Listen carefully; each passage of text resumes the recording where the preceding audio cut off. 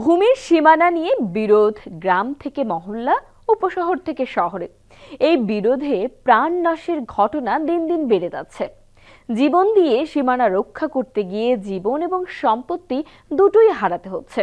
অথচ একটু সচেতন হয়ে আইনের আশ্রয় নিলেই জীবন এবং সম্পদ দুটোই রক্ষা করা যায়। দর্শক, এ বিষয়ে আইনি পরামর্শ দিয়েছেন সুপ্রিম কোর্টের আইনজীবী অ্যাডভোকেট মোহাম্মদ জুয়েল আজাদ। সীমানা নিয়ে বিরোধ সমসাময়িক সময়ে আপনারা দেখেছেন অনেক হতাহতের ঘটনা ঘটে। শহর কিংবা গ্রামে গ্রামে সীমানা নিয়ে বিরোধ দেখা দিলে মানুষ তার সীমানা সম্পদ রক্ষার জন্য তার জীবনটাও দিয়ে দিচ্ছে। এই সমস্যা কিন্তু আপনি দেখবেন যে কৃষি জমিতে, ধানের জমিতে, গ্রামের প্রত্যন্ত অঞ্চলে সাধারণ মানুষগুলা লাঠি নিয়ে, দা নিয়ে, কুড়াল নিয়ে তারা তাদের একে অপরের ভাই ভাইয়ের সাথে, আত্মীয়র সাথে, প্রতিবেশীর সাথে মারামারি করে তাদের জীবনটা দিয়ে দিচ্ছে শুধুমাত্র 1 ফিট 2 ফিট সীমানা নিয়ে। শহরে আবার দেখবেন যে সীমানার বিরোধটা এরকম পর্যায়ে চলে গেছে যে ওইটা তৃতীয় একটা পক্ষকে হায়ার করে হলেও ওই যার সাথে সীমানা নিয়ে দ্বন্দ্ব তাকে তাকে খুনের মতো একটা ঘটনার শিকার হতে হচ্ছে। এই সমস্যা থেকে সমাধান করা আসলে মানুষ যদি সবাই আমরা আইনটা জানি, তাহলে আইনের প্রয়োগের মাধ্যমে এই সমস্যা আমরা সহজে সমাধান করতে পারি।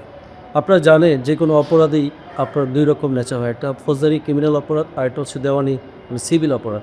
আপনারা যদি সীমানা নিয়ে যদি বিরোধ দেখা দেয়, আপনারা আইনটা হাতে না তুলে আপনারা সরাসরি দ্রুত জেলা ম্যাজিস্ট্রেটের অধীনে একজন এক্সিকিউটিভ ম্যাজিস্ট্রেট থাকে, তার কাছে 145-এর ধারা অনুযায়ী একটা দরখাস্ত নিয়ে যাবে। সে তাৎক্ষণিকভাবে তার অধীনস্থ যে সকল থানার ওসি সাহেব আছে তাদেরকে নির্দেশ দিবে যেন উভয় পক্ষে যেন ওই সম্পত্তির উপর যেন শান্তি শৃঙ্খলা বজায় রাখে, এবং সেইটা কিন্তু প্রতিবেদন আকারে সেই ওসি সাহেব ডিসি মহোদয়ের কাছে পাঠিয়ে দিবে। পাশাপাশি এবং সরজমিনের ভোগ দখলের বিষয়েও সে একটা সিদ্ধান্ত দিয়ে দিবে। এবং এইটা হচ্ছে আপনারা সীমানা নিয়ে বিরোধ দেখা দিলে তাৎক্ষণিক একটা ইমিডিয়েট একটা প্রতিকার পাচ্ছি।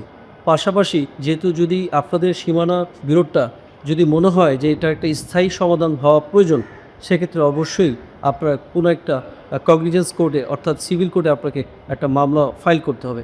সেটা হচ্ছে একটা পার্মানেন্ট ইনজাংশন। যেহেতু আপনার দখল আছে, আরেকজন আপনাকে আপনার সীমানা নষ্ট করছে, আপনাকে বেদখল করার চেষ্টা করছে, সুতরাং আপনারা আপনাদের নির্ধারিত জুরিসডিকশন অনুযায়ী আপনারা আপনাদের সিভিল কোর্টে গিয়ে একটা পার্মানেন্ট ইনজাংশনে মামলা করবে।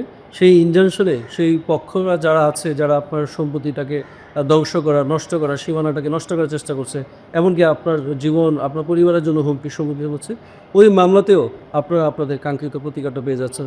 তাদেরকে ডিভার্ট করবে যেন আপনার সম্পত্তিতে যেন তারা অনধিকার প্রবেশ না করে।